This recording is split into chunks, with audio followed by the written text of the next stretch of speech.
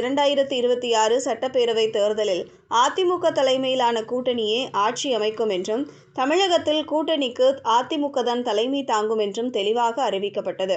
தேசிய அளவில் தேசிய ஜனநாயக கூட்டணிக்கு தலைமை தாங்கும் பாஜக கூட தமிழ்நாட்டில் அதிமுக தலைமையை ஏற்றுக்கொண்டுள்ளதாக அந்த தீர்மானத்தில் குறிப்பிடப்பட்டது.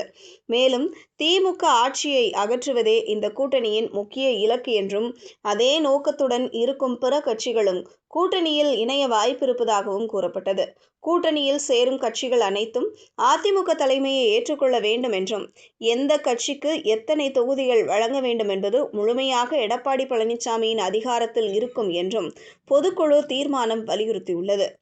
ஆனால் பொதுக்குழுவுக்கு பிறகு எடப்பாடி பழனிசாமி எதிர்பார்த்த பல விஷயங்கள் நடக்கவில்லை என்பதால் அவரே தற்போது கடும் அதிருப்தியில் இருப்பதாக கூறப்படுகிறது. டிடிவி தினகரனை கூட்டணியில் சேர்த்துக்கொள்ள சம்மதம் தெரிவித்த நிலையில் பன்னீர்செல்வம் தாவேக தரப்புக்கு தாவ திட்டமிட்டு வருவதாகவும் தகவல்கள் வெளியாகியுள்ளன.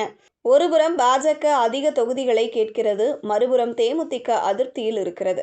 இதனால் அதிமுக கூட்டணியை பலப்படுத்த எடப்பாடி பழனிசாமி எடுத்த முயற்சிகள் அனைத்தும் கிணற்றில் போட்ட கல்லாக மாறிவிட்டதாக அதிமுகவினர் வருத்தத்துடன் கூறுகின்றனர்.